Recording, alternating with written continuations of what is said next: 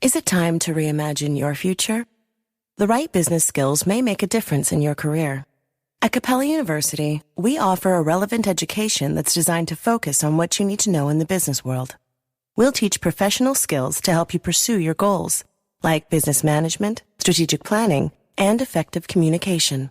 And you can apply these skills right away. A different future is closer than you think with Capella University. Learn more at capella.edu. Money decisions don't have to be either or. With Bank of America, they can be yes and. Like yes to sunny vacations and rainy day funds. Can our digital tools and guidance help you create the future you want? Yes. And help you keep enjoying today too. Do more with a bank that asks, what would you like the power to do? Explore our tips and more at bankofamerica.com/yes and.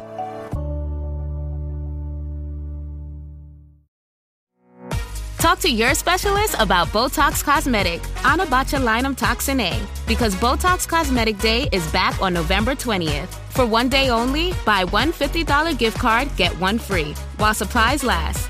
It gets better because it's not just one day of celebration, but the whole month of November. Refer a friend to Ali, and you'll both get $50 off a Botox Cosmetic treatment. Plus, if you register and get treated during November 1st to 30th, you have the chance to win $10,000. For prescribing information and box warning, visit BotoxCosmetic.com or call 877-351-0300. No purchase necessary for sweepstakes entry. Treatment must occur by 12/6. For full official rules, offer terms and conditions, and to join Ali, visit BotoxCosmeticDay.com.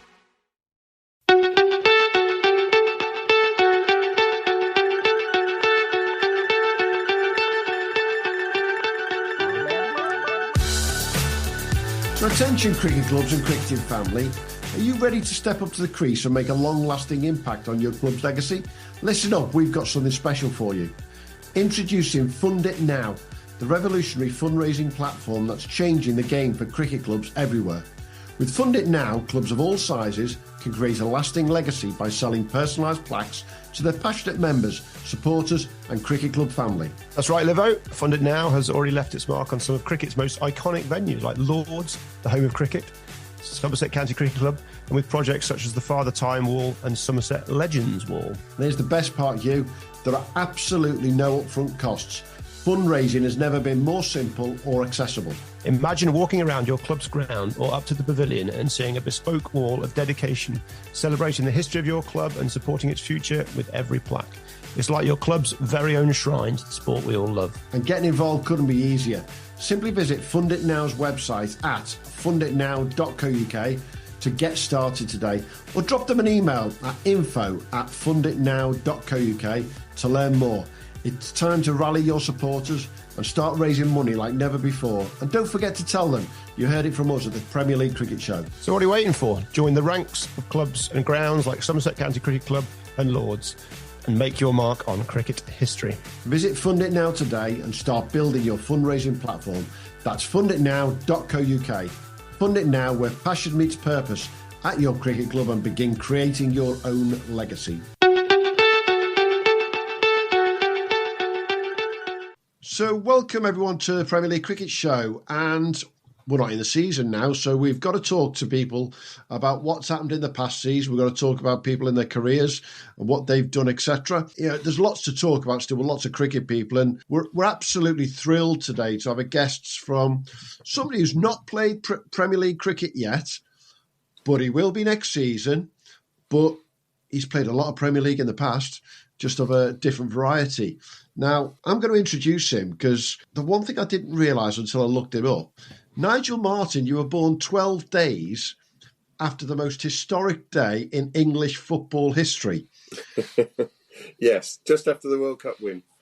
You were, but, you know, is that why you're a footballer? Possibly. Don't know, do you really? But hey, welcome everyone. We've got Nigel Martyn, Leeds, Everton, England. Did I say it? I can't believe I said Everton. Crystal Palace. Don't miss Crystal Palace. They'll get cross. I can't believe I said Everton. It's just, I'm a red, unfortunately, Nigel.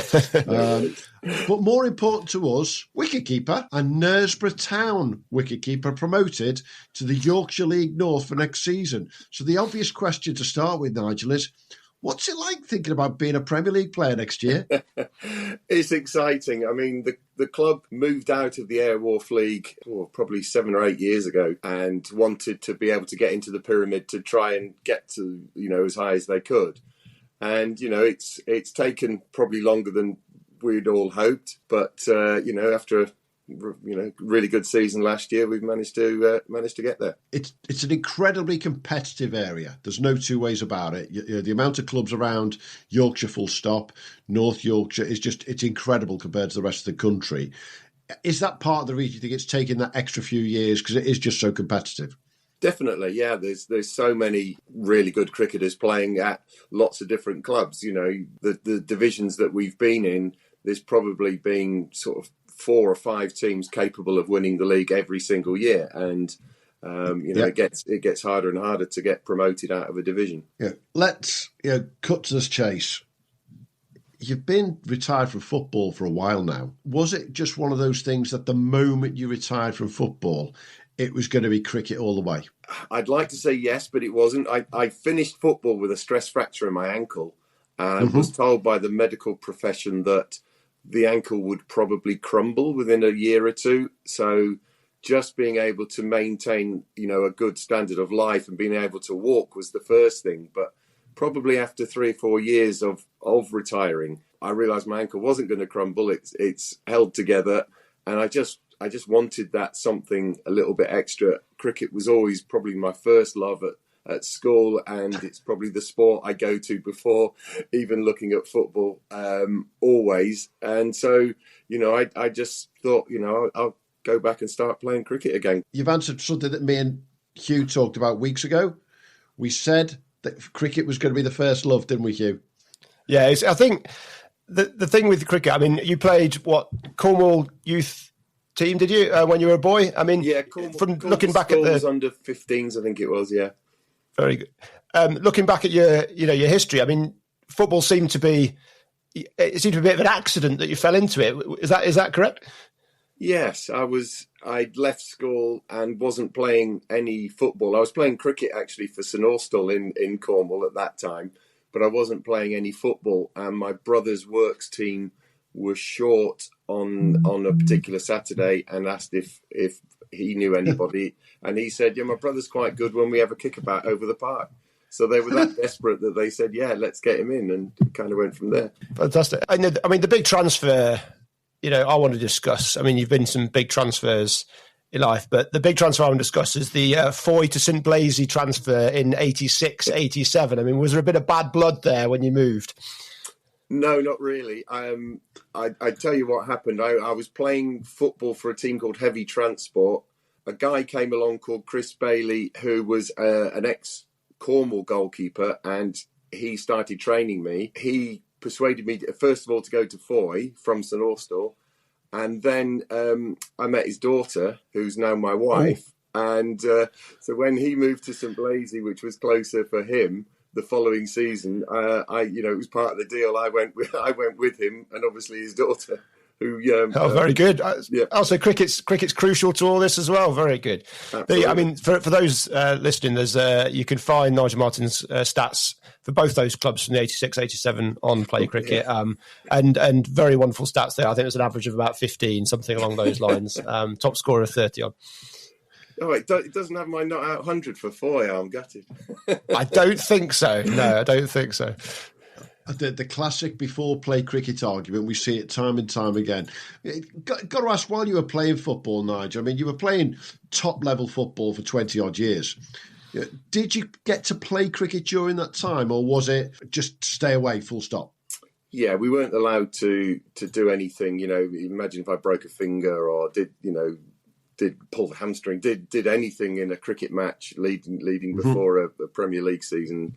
We were told to stay a long way away from that sort of thing. We played the odd sort of charity game and things like that. So, I was always keen to then be the wicket keeper, but, as it was in those days, everyone wanted to grab the gloves.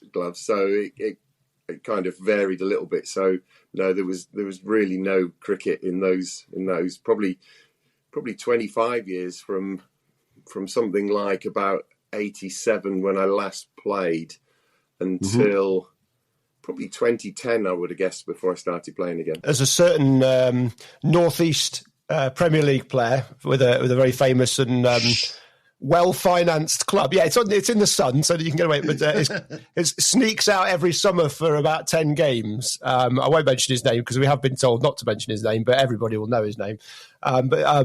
Yeah, so it is happening. Premier League players are there playing, and this certain current Northeast player, nephew of an ex-ice hockey player. I think he's got about 10 wickets at an average of about 25 in the Premier League up in the Northeast. So there's, he's doing all right. Yeah, doing very good. So I feel like you missed out. I feel like you should have just gone carried on. I suppose being a wicketkeeper with your hands probably a bit more dangerous than maybe bowling a few. Yeah, I mean, well, since I started keeping, probably again in about 2011, 12, because the first 2 years I was just as an outfielder. I've had one dislocated finger. That's the only sort of hand injury. Plenty of bruises and things like that, but no real bad injury. So, well, you're doing better than me. Yeah. I was going to say, Hugh's had the problem this year in the first place, haven't you? So, well, I get my problem most years. So I suspect, Nigel, your technique's probably a little bit better than mine. Just taking you back then, I mean, if goalkeeping, I mean, I read on Wikipedia being the truthful source it is, but you weren't actually a goalie until 17. Is that right or is that wrong? Yeah, no, that's pretty much spot on. I always wanted to play in goal, but a succession of school teachers and sort of local boys teams managers realised I could play outfield as well, so they probably felt that I was more use outfield at that age to actually where I wanted to play, which was in goal. So, I mean, I feel like the wicket-keeping aspect is probably, was one of the reasons why you did so well when you jumped straight into goal. I mean, surely that it could only have helped. Yeah, I've looked back at this when I was really young, and on those wet days in the summer and whatever, when you couldn't go outside and play football or cricket or whatever it was. I used to stay at home and drive my mum and dad mad with a power ball, which I used to throw against the wall above the Rayburn and then dive across and catch it on my knees. So I used to be on my knees throwing this ball, and I would have done it thousands and thousands of times, probably at the right age where you are ready to receive those sort of information in your brain. And I did it over and over and over and over again for probably months and even years, just playing, pretending to be a goalie or, pretending to be a wicketkeeper and catch the ball and that sort of things. And I think I just really honed that hand-eye coordination thing at the right age. And I think that's always stayed with me. Like a ball coming towards me, I seem to know where to be most times. Yeah. One of the frustrations I have with football is that if you are part of an academy now, age whatever, they don't let the kids play any other sport outside of school. So then they can't play for their local cricket club. They can't play for their local football club, whatever.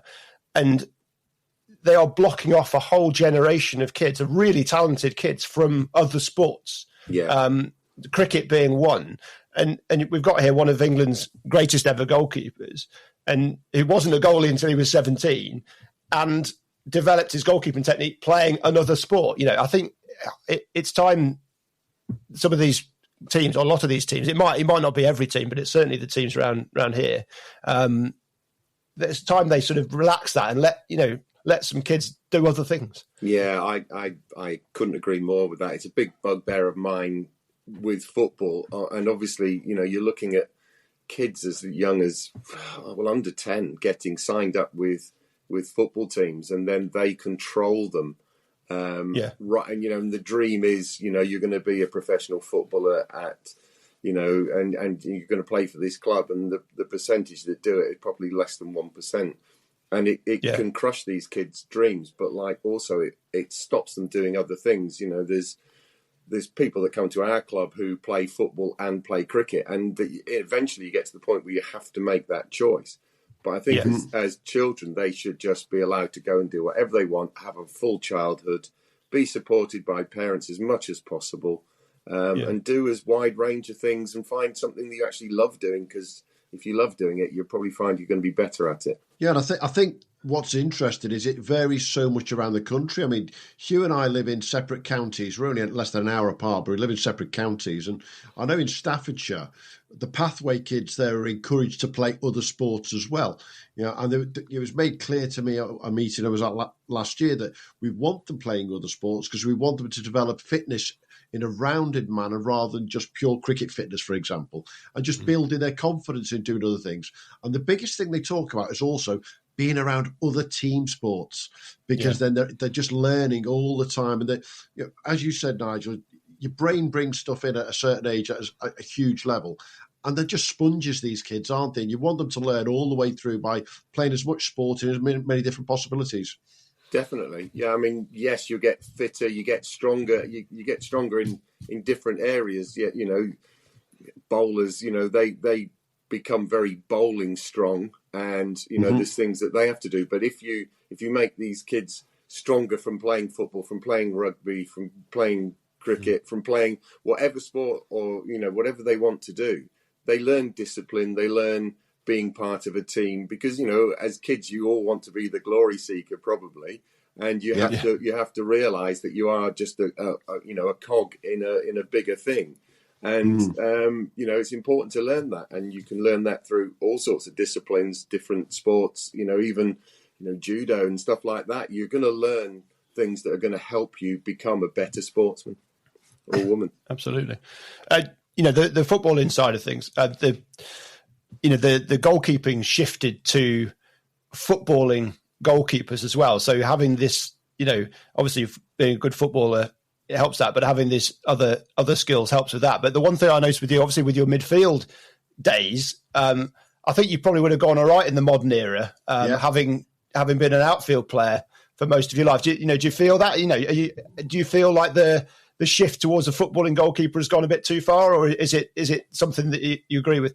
I think you have to be a goalkeeper first. I think you've got to be able to save shots and take crosses and be calm under pressure and have all the attributes of being a goalkeeper first. And obviously part of that now is more, there's more emphasis on being better with your feet than it was in my day. I think what had happened was the goalkeepers had probably become a bit more lazy with their feet, perhaps, concentrated more on just goalkeeping drills. I'm sure a lot of the drills now are based around, accepting back passes, getting the ball out your feet, passing, different ways of building up play. It wasn't perhaps a strong point of mine, and that's probably, because it wasn't so much needed when I played. So the concentration was purely on the goalkeeping rather than the sort of pure distribution that's expected of goalkeepers now. But I'm pretty sure with, if we would have got into practicing it more and more, we'd have got a lot better at it. Yeah. And I think one of the things, that words you've just used there, that key for me is that word concentration. And being a goalkeeper, my dad's a goalkeeper. And he unfortunately then went from being a goalkeeper to a referee. So, I mean, come on, it says a hell of a lot about him. But immediately lost his concentration. I'm not going to say a word. But the concentration level required for both of those things, guess what? He also played cricket, is very similar to what you do in cricket now, and especially as a wicket-keeper, isn't it? One of the jokey conversations we have around one or two clubs this year is, which is the player most likely to fall asleep in the field when it comes to cricketing? The one person it never is that wicketkeeper, because he's got to be on it with that concentration all the time. And I'm sure that's something that's honed for you. That's helped massively. Absolutely. I mean, with advancing years as well, what I found is that I have to train pretty hard to be ready for the season first and foremost. But then I see part of my job as the wicketkeeper is to keep everyone sort of active and going. So therefore, if the ball's hit into cover, it's not just, I don't just stand back. I will sprint up to the stumps and I'll sort of, the lads know now to throw the ball in. And it keeps them on edge as well. So they'll throw it in, somebody will be running by, flick it up, they'll get it, chuck it, and it just keeps everybody in the field moving, and it stops that sort of little bit of apathy that creeps in fielding sometimes in games, especially if the opposition are doing well and, getting a good partnership together. You've got to keep your energy levels high. So I always see that as part of my job as the wicketkeeper as well, to make sure that we're not going quiet and not becoming a little bit passive in the field. Always trying to be proactive and always trying to get a wicket and always being ready for a stop, a catch, or whatever it is when it's ready. Do you feel like you're getting better with your wicket keeping? I think you're going up the levels. Yeah, I mean, the job doesn't change. In many respects, it becomes easier because the quality of bowling goes up with the levels you go up. So, you're less getting throwing yourself down leg side, as much as perhaps you do, when you're lower on. The higher up the league, the better quality of bowlers. Almost your job becomes easier. I know that sounds a bit strange, but it does. Yeah, definitely agree with that. We see that with juniors, with the juniors coming from a NEL club to a pathway junior, and they know the ball's going to be placed in the right place. The scores become higher because the batters are looking for that ball and they're having to chase it round. And it works all the way across the Premier Leagues, across the country, without a doubt, Nigel. But yeah. Have you had a look at the Yorkshire North Premier League in advance of next year and seen what the exponential shift is going to be in terms of Championship West to that? I haven't seen any games. That's the disadvantage. Obviously, we're playing at the same time, so you don't get to watch the games.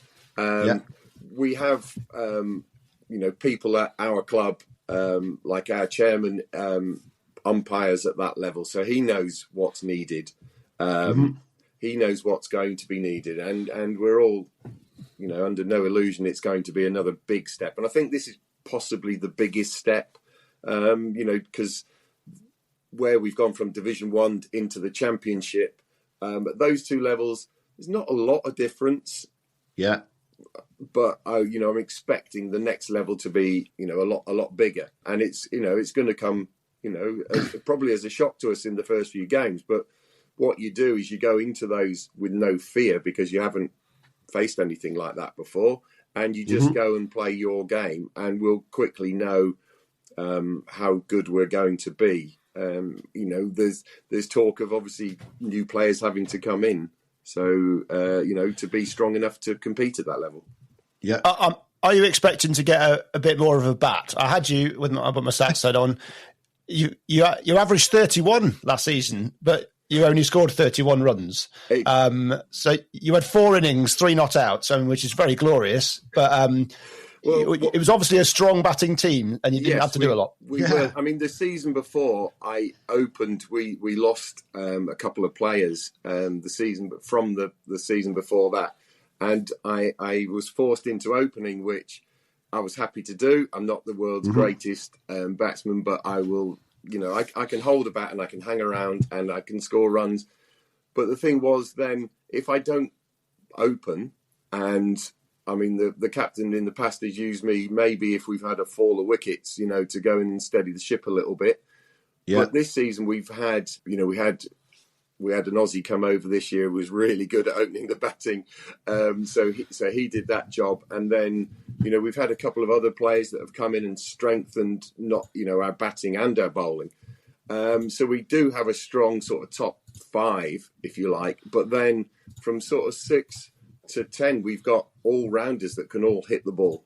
So then, if you're perhaps don't score at the same run rate as everybody else, you then get shuffled down to 11. So for most of the season, this year, I probably, would have batted at 11. Just on the odd occasion, if we've had, players missing and maybe a youngster come in, I might have batted at 10 or whatever. But that's needs must. I'm happy, to give whatever the captain wants me to do. So I'm happy to go and open the batting if he wants me to do it.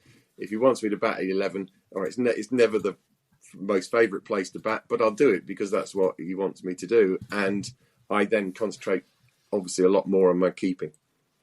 Yeah. And I think looking at what I've looked at Knaresborough last year, you had a pretty settled team all the way through by the looks of things as well. That helped massively. And having that top 5, that was pretty settled. And for you to play 17 games, it looks like, in the league and only bat 4 times, I don't think there's anyone else I've seen do that, Hugh. It's quite remarkable, to say the least. So it was a settled group by the looks of things. Yeah, well, certainly for the first half of the season, I think the first 11 games we played, we'd won 10 and had one rained off. And that was pretty much the same 11 players every week. Obviously, the further into the summer you go, you start getting players going off on holidays and things like that. And missing one or two players makes a difference. So I think in the second half of the season, I think we won 6 and lost 5.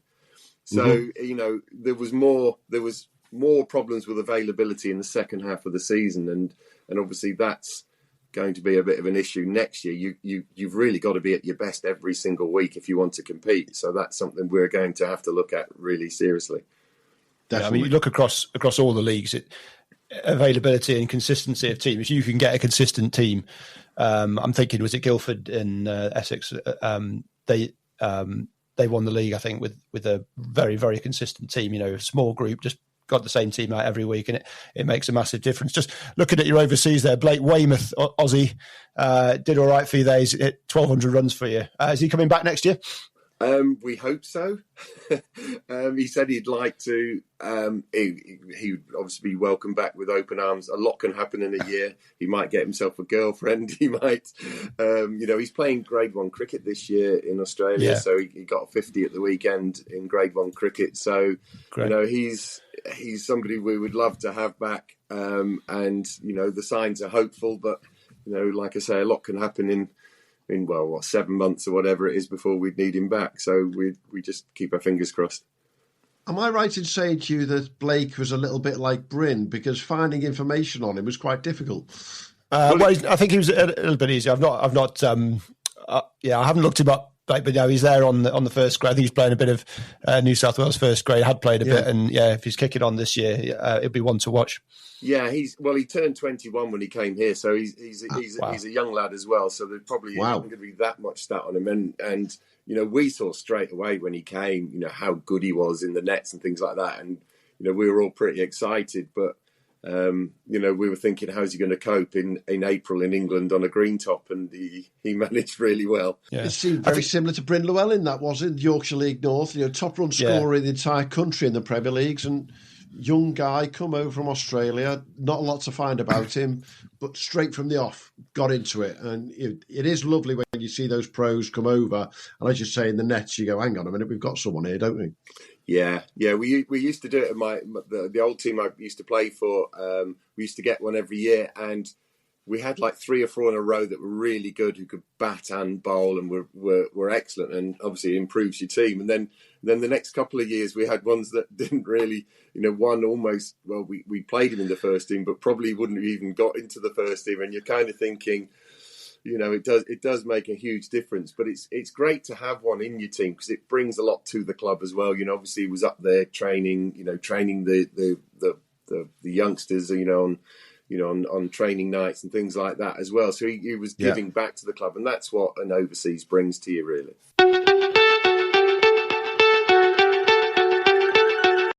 Bored at home? Head over to Chumba Casino and join some serious social casino fun. With hundreds of games at your fingertips, no purchase necessary. You can play anytime, anywhere. There's a special welcome bonus waiting for you when you sign up. Play for fun, play for free, and you could even redeem some great prizes. Visit ChumbaCasino.com and get ready to reel in the fun. Sponsored by Chumba Casino. No purchase necessary. VGW Group. Void where prohibited by law. 18 plus terms and conditions apply. Whether you're ordering wings for the game, whipping up a 7-layer dip, or ordering pizza, there's something about football that makes you want to eat. And this football season, Uber Eats has the best deals on game day food. No matter what you're craving, from 2-for-1 pizza to buy one, get one wings, Uber Eats will be dropping new deals each week, all season long. Uber Eats, official on-demand delivery partner of the NFL. Order now. Terms and conditions apply. See app for details. Yeah. It's a bit, speaking of Aussies, and I can't let you get away without talking about a few Aussies. So we've got probably, I reckon you played with 4 of the greatest Australian footballers there ever was, in Timmy Cahill, Paul Oakham, Mark Viduka, Harry Kewell. To hell with their football, any of them play cricket? Not that I know of. I know. I'd like to think that perhaps they would. I wouldn't see Mark Viduka necessarily playing cricket, but I may be wrong. But the others, the others look as though they could do, and probably Harry Kewell, I reckon, at school and things like that. Yeah. I've got something back here about Harry Kewell and cricket. I don't know why. Yeah. And he married a Yorkshire lady as well. Is he still local, Harry? Has he gone back to Australia? Well, he was manager at Crawley or somewhere. Yeah. Fairly recently. I don't think he is still currently. I'm not sure where he is, but I mean, he was here living and coaching football. Yeah, I mean Here's a blast from the past, though, for you. Nigel talked earlier about not playing during his footballing times, but I actually played cricket against the Bolton Wanderers side in a pre-season friendly when Bolton Wanderers had just come up to the Premier League. Big Sam was in charge, and I bowled at Mixu Patalainen. There you go. that great finish, and because my cousin played for Bolton, and he invited me to the family day, and they had a whole cricket match, and they took it seriously. But to think that 25, 30 years on, I'm now watching Finnish cricket in the European Cricket Championship. There you go. It's always been there. And Mixu Patalainen's probably owning the bowling for him after. Yeah, be about right. Tell me, Nigel, you've been around Knaresborough now a good number of years. That's clearly become your home club now, hasn't it? Yeah, well, we moved when our children sort of left home. We sort of downsized and moved to Knaresborough. It's a beautiful town, and in fact, I was surplus to requirements of my old cricket club because they got an Aussie over who was a wicketkeeper batsman. And when I was sort of told this, I said, right, where does that leave me? And he went, well, you can play in the twos. Well, we had a guy who played in the twos for about 15 years. And I thought, I'm not going to stop him playing cricket by, doing that. So I went back and spoke to the skipper at the time, and he went, well, it's just unlucky, Nigel, isn't it? So I sort of put some feelers out and asked some friends locally, and somebody put me in touch with Knaresborough, and we ended up moving here. And I can look out of my window and probably as the crow flies about less than half a mile away, the cricket club's there. But there's a big fantastic. There's a big cliff in the way first, but it is very close by. And have they got you in doing the? Are you doing the chairman? Are you chairman yet, or are you safeguarding officer yet? Have they roped you into any of those jobs? No, and I try to stay away from those as much as possible. I mean, I play as much cricket and as I can, but I'm all too aware that I spent a lot of time playing sport throughout my married life. That I'm just going to keep everything just a game day, and obviously, when needed at the club, when you're taking screens down, doing things like that, practice nights, just giving as much time as I can. But I'm trying to stay off the committee if I'm perfectly honest. Oh well, bad. You don't know what you're missing out. Yeah, the treasury role. Oh, it's a wonderful role that, isn't it? Everyone loves doing that. Don't even go there. Is there anything you've brought from your footballing career though that you've introduced into the clubs along the way? There must be little tips, things that you brought along, or even the fine system. There could be something that you brought along. I think as a fitness level, I think when I first came, there were a few that were fit and some that perhaps weren't quite as fit. But since I've been at the club, more and more people have got into their fitness now. And, good. I can remember saying, you're kind of letting the team, if you can't run a 2 or you can't run a 3 because of fitness, then there's you can do better than that. And I think a lot of people have got into their fitness recently, and I'm probably seeing me in my sort of late 50s now, and I can still run around, I still dive around, and that's purely through the work I put in before and during the season. You have to make sure you work hard also. So hopefully there's a little bit of that rubbing off, but also I tend to take it quite seriously. So it's kind of important to me, and I think that rubs off on people because then I think the games have become more and more important to the players, for sure. Talking that, I mean, it's amazing to think that you can take this cricket as important, as it sounds you do, having come from, the heights of Champions League semi-finals and all that kind of stuff. I mean, do you see it on when you're in the game, is it the same? Yeah, absolutely. Yeah. I guess, I must have that competitive streak, and I when I go out on the pitch, I'm desperate. I will do anything I can to help the team win, and that's how is it white line fever? We're talking white line fever here. Is it? No, I'm probably the nicest wicket keeper to stand in front of, because I don't give anyone any grief particularly. I'm more of the encouraging wicket keeper, so I'm trying to encourage us all the time rather than them. But I'm the one that's, if the opposition are 3 wickets down and I need 50 runs and there's 12 overs left and it looks like they're going to cruise it, I'm the one who's going, let's start collapsing. I'm the one that's still believing that you can get that game won from that position, and I won't sort of accept anybody not trying to believe that. And it might happen once in a season where you turn that game into a win. But that might be the important result. You might be in that position 4 times. You might turn that into a win once, and that might be you get you might get promoted by the merest points margin, and that can be it sometimes. Do you get a lot of chirp coming the other way? When you're batting from, obviously there's a lot of football rivalries held rather deeply. Do you get a fair bit coming at you? Yeah, a little bit. Always in good banter, though. Always in good stead. I've had people say, "God, what's a footballer doing out here? You're pretty rubbish at this," and I'll laugh and joke and say, "Well, you still haven't got me out yet, so you're not so clever yourself." I will, but I'm happy to engage rather than be the batsman that will go out there and just be dead quiet and not say a word. I'll just laugh with them, because I know I can switch on and off. Switch on and concentrate when I need to, and switch off when I need to. Yeah, and that's the goalkeeper in you. Yeah. That's the goalkeeper being able to stand around for.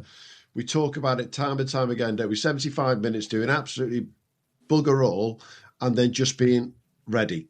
Yeah, that those moments of doing bugger all, as you put it, you are concentrating, you are being in the right place. Because the possession can change in a heartbeat, and a through ball can happen really quickly. So you always have to be in the right place. So you are concentrating. If the ball goes out for a corner and you're under a bit of pressure and you've got the corner, you can switch off then for a few seconds whilst the corner's being taken or whatever. But then you're straight back on again, because the job of a wicketkeeper and as a goalkeeper is mostly reactionary. There's a little bit of premeditation perhaps in certain aspects of it, but mostly what you're doing is reacting to situations. So you have to be ready to be able to react, when it comes along. The one thing I find with young cricketers in particular is them dealing with failure and dealing with mistakes. And I'm a wicketkeeper myself, and it's something that you just can't let a mistake, and mistakes happen, and football mistakes happen, and on your level they were massively amplified. But as a wicketkeeper as well, you put catches down, you miss stumping. How have you learned, through your multiple careers there, to deal with mistakes, and how do you sort of compartmentalize them? It's not easy. I think anyone who's dropped a catch, or any goalkeeper that's let a goal in, it's been their fault. You feel that real responsibility of letting your teammates down and your friends down or supporters or whatever, and it's horrible in that moment, and you'd feel it. What you have to do is be good for the next ball or for the next chance that comes along.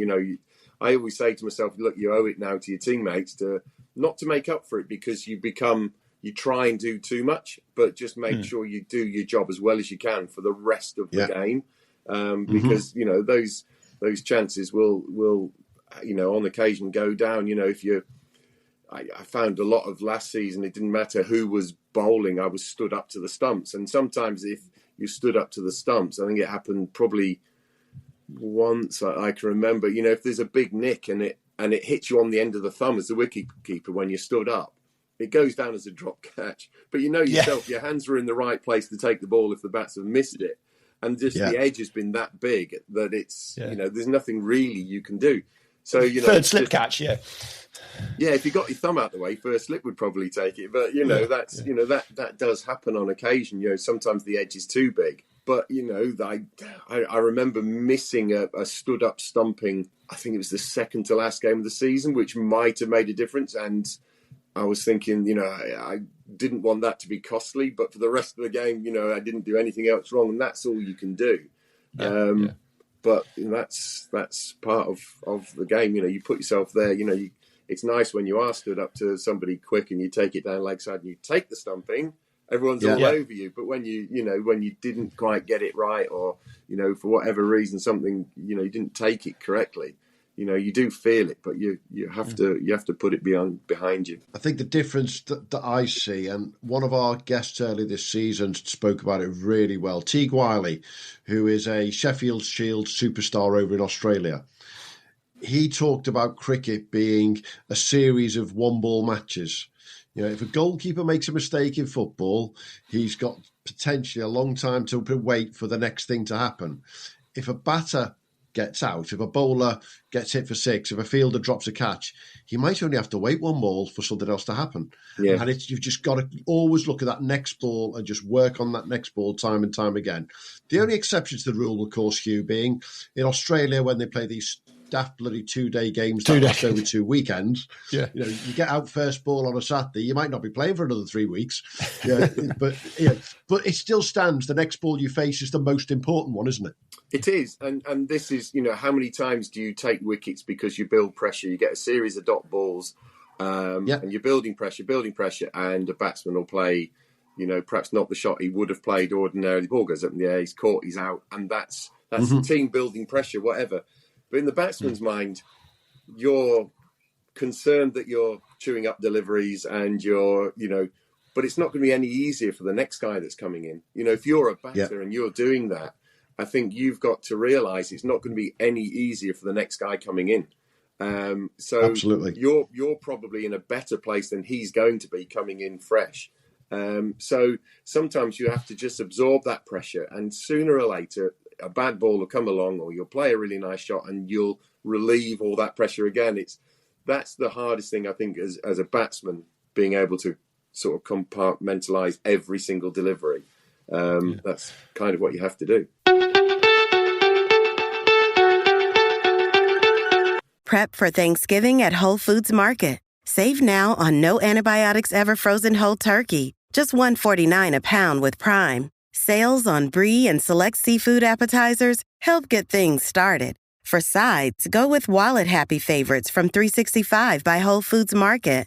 And finish with decadent desserts from the bakery. Or get your whole spread catered. Just order early. Get Thanksgiving ready at Whole Foods Market. Terms apply. At your job, do you ever have to deal with a nose roller?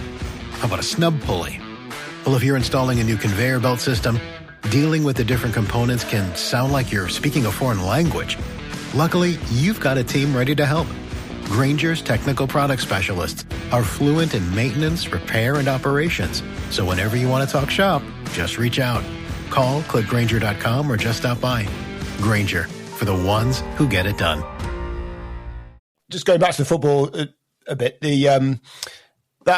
for me, my memories of you is that Leeds side. I really switched on to football when I was about 16 and onwards, and that when you're in that Leeds side, and that side just kept getting better and better and better, it seemed, and building this momentum. You ended up in the Champions League semi-final. It was just great fun to watch. And what was it like being part of that sort of culture, that winning culture? It must have been a wonderful time to be just in the dressing room. Yeah, it was exciting. When we first qualified for the Champions League and the draw came out and we had AC Milan and Real Madrid, there was just excitement in the at the training camp, right. And we couldn't wait to play those games. And I guess this is going to be a bit strange, but it's going to be the same analogy when we're playing Premier League cricket next year. You're kind of playing with the next level.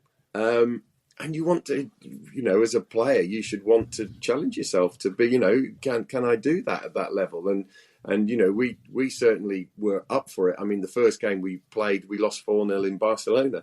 And it was a real, whoa, but the next games we managed to keep, going through, and we ended up going through that group at the expense of Barcelona. So we learnt quickly what we had to do, and we did the job really, really well.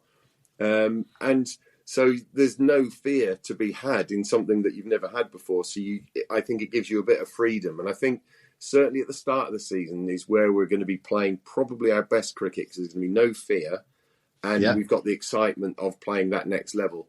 Now, what will happen is if you start losing every week, that erodes confidence, and that's where it will become difficult. But if you get results in those first few weeks, that will build the confidence that will see us right for the season, and that's what we have to try and do. I mean, can you get Ronaldinho to give your lads a bit of a team talk before the start of the season? I'm sure he'd happily fly over from Brazil for a team talk. It's exciting enough. The players will be pumped to have a go at the highest level. And whatever 11 takes the field in the first game, they'll be ready for it. I've got to ask, which of the grounds in the Premier League are you looking forward to going to most? Because you've got some cracking grounds in Yorkshire League North. Yeah, I mean we get to play at York, obviously, because we played York 2s. Although the 1 week this year we played York 2s, the ground was being prepared for a Yorkshire game, so we didn't get to go. We had to play on the pitch in behind. But I mean, Scarborough would be, it's got to be, hasn't it? An obvious one, and that's. I'm sure there'll be a full availability that weekend of players. It is funny how certain grounds bring out availability. Yes, absolutely. And certain games, the last game of the season, I think we had full availability, and when you're trying to get the win that wins the league, that sort of thing. So. That's always nice to have, but I think I personally I just love playing at new grounds anyway. So any grounds that I haven't played at before, I will really enjoy going to and having a really good look around, because I think that's part of playing cricket. Absolutely, is loving where you are, because cricket grounds are beautiful places, and I think I enjoy being there as well. So. Going to new grounds is always a good thing for me. I enjoy that because I still play Cornwall over 50s. So I'm actually still playing for Cornwall over 50s and driving an 800-mile round trip for a home game. But I love playing at these other grounds that, you wouldn't ordinarily get a chance to play at. And you played also a bit of England over 50s this year. No England over 50s. No, only Cornwall over 50s. Oh, I could have sworn I picked that up off Play Cricket. Oh, there you go. This is really weird, because I got an email from England over 50s about playing Pakistan in the summer and a tour to Australia, I think, this winter. And I was obviously quite excited by it, but I thought it was a bit strange because there'd been no contact, just an email out of the blue. And there was a telephone number on there. I rang, spoke to the guy, and it was somebody that I'd spoke to before. And he said there was another guy called Nigel Martyn playing for Surrey, and they might have got them mixed up. Really? But having said that, so a few friends of mine did some digging, and they cannot find anybody in Surrey called Nigel Martyn. So you didn't play against Cricket Wales in the 60-plus Lions team then? No, I didn't. Play cricket is definitely wrong, and you've been attributed with what was ever going on for Nigel Martyn from wherever he's from. There you go. It was really, really strange, because I let it slip at the club. So as you can imagine, the banter flying around at the club, if somebody sort of edged a ball wide of second slip and I dived and tried to stop it or whatever and didn't get there, Nigel Martyn from Surrey would have stopped that. Or you can imagine the lads. So I perhaps shouldn't have let that one out the bag so much. you're a couple of years away from being in the 60s, and I do know the England captain because he lives not too far from me, but the over 60s. So I think they'd be quite happy to have an early 60s wicketkeeper who might have an ex-England goalkeeper shirt somewhere as well. Might help them a bit. Well, it's good for the raffle, wouldn't it? Yeah, good for the raffle. Yeah, absolutely. Yeah, I mean, definitely. I do keep myself fit, and I don't. I would be the first to say, look, sorry lads, my age is now a barrier at this level. I'm moving out the way, but I feel like I'm still doing a decent job behind there. So that's all I can do is keep my fitness to the level it needs to be at to play at that level, and then it's up to the skipper eventually to to make any decisions he has to. You've just got to go easy on the Premier League teas. That's the thing. Just go easy. Yes. Don't indulge too much. Be careful at Castleford. Be careful at Castleford. I will tell you now. I saw the photos of that. That looked rather inviting. It's always nice to keep first, isn't it? Especially if you're batting at 11, you think, okay, I can maybe have an extra piece of cake or something. Well, especially if you're batting 4 times a year, you're doing all right, aren't you? Yeah, probably not good for my waistline, but no. But So I was going to say, I'm sure our friends at Newfoundland aren't blaming the fact that Sue and Egg Tea at Castleford was so good that they lost the White Rose Trophy final. But I know I felt a little bit heavier as a spectator in the second half. Yeah, well, these things have to be factored in on the toss. I think sometimes if you're going to be going somewhere that does good teas, it may be as well to field first and let the openers pack their own tea and put it in their little place where they sit and try and look after it until they finish batting.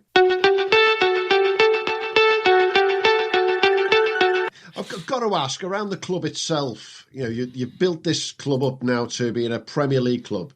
There's only 32 Premier Leagues in the entire country. It means you're one of the top 370-ish clubs in the entire country. What's the feeling like around the club now that you're going to be in a Premier League club? It's exciting. It's been the target, and we've got our end of season dinner next Saturday, and I can see the chairman standing up there, and because it was kind of his sort of dream to do this, and I can see him standing up there with tears in his eyes, to be honest, when he sort of says that we've actually got there as well. So that is really, really exciting. Due to a bit of I think there's been some other leagues or teams that have come into our league. Our twos got promoted as well, even though they finished third in the league. They've got promoted as well. So, as a club, it's been a really successful season. Both teams getting promotion, and that is obviously better going forward. Who have you got some names to look out for next season? Some of your players that you feel can really show the Premier Leagues what they're about. Well, Blake, if he comes back, would obviously be one. Our skipper, Greg Pickles, has been scoring, lots of runs every single year. And, there'll be a huge amount on him to go. Tash Henry, very exciting batter as well. And if he gets going, he really gets going. Bowling wise, we're a team of bowling all rounders, so we don't possibly have that really one strike bowler. If you know what I mean, we're perhaps Jordan Tier is like our quickest bowler, so it'll be interesting to see how he goes next year. We've got a lot of people that move the ball around, medium pacers, who use a lot of guile and sort of skill as well. It's a pleasure standing up to them sometimes and watching them working out batters and taking wickets. So it'll be really exciting to see. And obviously if any new faces comes in, that's always something. My personal thing, we got Fordy. So James Ford moved from, I think he was at where was he? Well, he started playing at Cleckheaton last year for a couple of games, and then he came. But James is a wicket keeper as well, and he can open the batting or bat at 3, which he batted at 3 this year and did really well for us. So, that's me under a bit of pressure as well. Whether we go with the with James doing both roles next year, which I know can get an extra batter or bowler into your team, or whether they sort of concentrate with him as batting, and then he doesn't have to do both things, which I know can be pretty difficult. Yeah, I mean, he was at Pudsey Kongs and Cleckheaton, obviously Pudsey in the Bradford League, so he's got some plenty of experience there, which is always handy. Yeah, absolutely. Handy for teams coming in. He was another vital cog in us getting promotion this year. Coming in and batting at 3. So both our openers scored a lot of runs this year. But if there was, if a wicket did come down, it was good to have him coming in at 3. He got a couple of 50s. He scored a great 100, I think, against Thirsk at home when we were in a bit of trouble. That when you look at it at the end of the season, those are the sort of contributions that get you over the line. Absolutely. Yeah, and I think looking at the stats for the club overall last year, with the exception of Blake, the overseas, it's definitely a squad game. You can see it's a team game there. The wickets are spread across the bowlers, the runs are spread across the batters. That, I think, is always a good place to move into the Premier League with, because you haven't got that 2 or 3 stand out and you're carrying the rest. You clearly are a team together. Yeah, I think one thing, if we were going to be super critical, we would like to take more wickets in the first few overs. If you get that's the thing that we want to try and achieve a little bit more. A lot of times we'll be the first change of the opening bowlers, and they'll have bowled well, but there might only be 1 wicket down, and the game's in the balance. What's happened then is as the second sort of wave and the third wave of bowlers have come on, batters then, I think, tried to up the ante a little bit, and wickets fall because of that. So our opening bowlers are doing a good job in keeping it tight. But if you can eke a few more out at the top of the innings, I think that will serve us better going forward. Well, coming towards the end of our chat, Nigel, we've covered a lot all the way through there. Clearly, go back to the very beginning, cricket's your first love. There's no two ways about it. You love your football, but cricket's the passion. Very, very similar to myself. Where do you see yourself for the next 5 years with this? Because you're in the Premier League now. Do you want to do a bit more NCCA stuff? Do you fancy that bit of England? Look, I'd play anywhere I'm asked to play. I just love playing cricket. I mean, playing for Cornwall over 50s and living in Knaresborough is a challenge. You play cricket on a Saturday for Knaresborough. We set off on a Monday or Tuesday, and if it's a home game, we drive to Cornwall and we play on the Wednesday, and then you drive back Thursday and you've got a game Saturday. It's tiring. It is tiring, but I love playing for my county. The skipper of the over 50s, Sean Hooper, I last played cricket before I started playing for cricket for Cornwall over 50s. The last time I played cricket with him was for Cornwall Schools under 15s. Wow. So this is what cricket does. We sort of remain friends if we saw each other, hi, how you doing, that sort of thing. But it was just a chance thing on Twitter where we got chatting, and he went, "Oh, do you fancy playing some 50s cricket?" And I went, "Yeah, I would." And he said, "I didn't think I'd ask because you're up there." And we do, and we go down, and it's an absolute ball to play cricket with guys all of your own age who get the same sort of banter. Sometimes my rubbish jokes are lost on a few young'uns in our changing room, but we all get the same sort of thing. But that competitiveness there is still really there. And if you're well into your 50s and you're still playing cricket competitively, you've got that bug, and I don't think that ever leaves you. And it's just playing until your body lets you down, basically. I think that's what we all do. So, like this year, we got through to the quarterfinals and lost at home to Essex in a tight game. But it was good to go to like Middlesex and win at Middlesex on a Sunday when they'd let slip that they'd already booked the venue for the next game, thinking that they were going to get through. Because I think we were ranked something like 14th of the 16 teams left in it, and they were ranked in the top 3, I think. So to go there and win on a horrible wicket, on a very low scoring game, was really nice. And it's something that we want, we're still talking about, right, we've got to the quarterfinals this year. How far can we go with this? And, that's what cricket does. And you get a group of guys all together that love doing it. And, you get better at it. Fantastic. Definitely. I've got one final question, and I do hope I get the right answer here, because if I don't, it might as well just delete the whole episode, Hugh. Oh dear. You've been very lucky with your career in football. You've had a tremendous career in cricket already. But what has been your sporting highlight across all of those careers? Scoring 100 for Foy against Stoke Climsland. Believe it or not, whilst I was playing for Crystal Palace, one of the members of Stoke Climsland Cricket Club sent me the out of their book, sent me the actual score card, if you like, out of their book, which I've still got to this day, which is in my little trophy cabinet. And that it is that, I've got 70s and 80s and things since, but I've not got anywhere, close to getting up there again. So that is high up there. Obviously, pulling on a shirt and playing your first England game is pretty amazing as well. Potentially. So, but I don't spoil it, Nigel. Don't spoil it.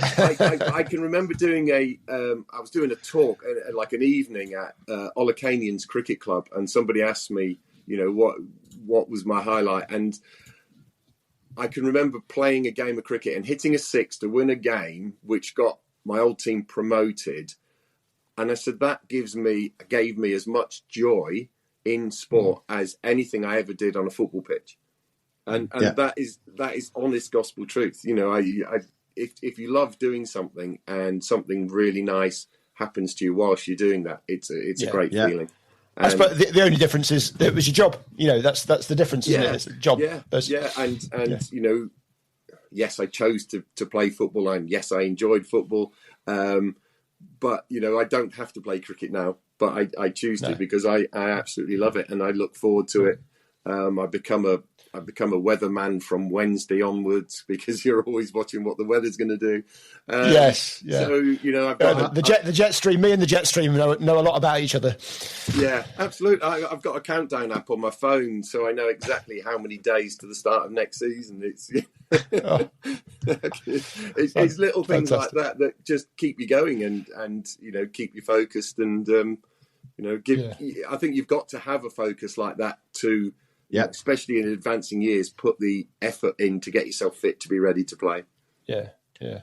And I think in that last 2 minutes, Hugh, we have once again proven that whilst football may be the biggest sport in the world and it's got more money than anyone will ever dream of, cricket has got something different. And we've been saying it all along. There is that link back to that playing with your under 15 mate, playing for Cornwall, remembering that ton all those days.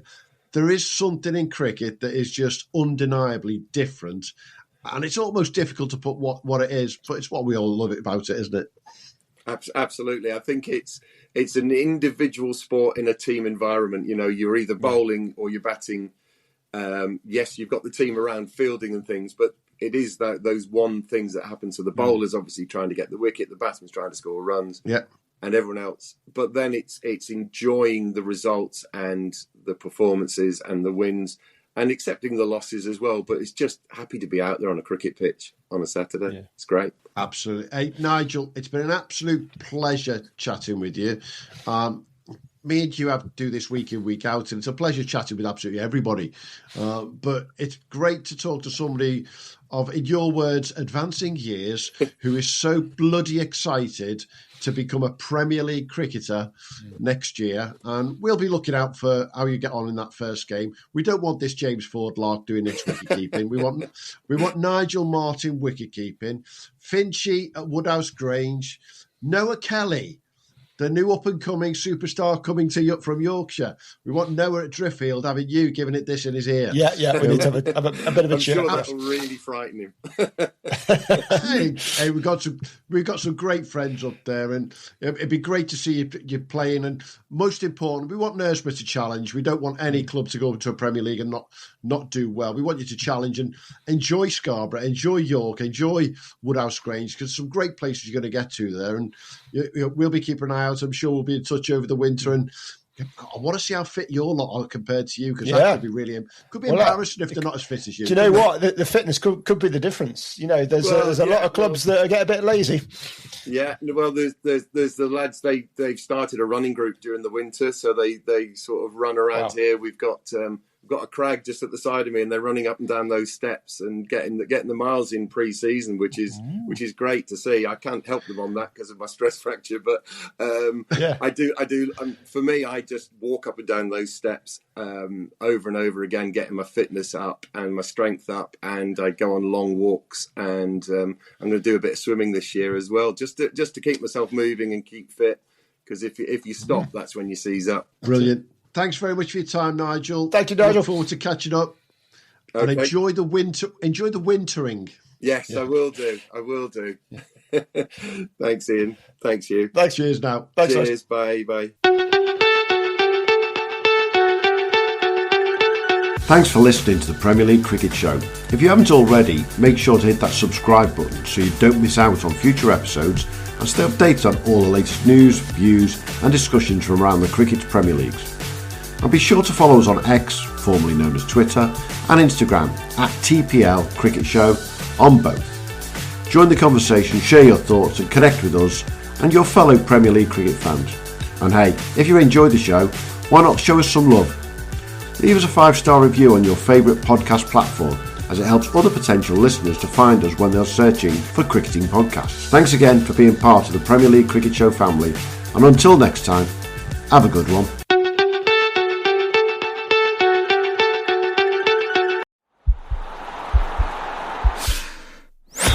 This podcast is part of the Sports Social Podcast Network.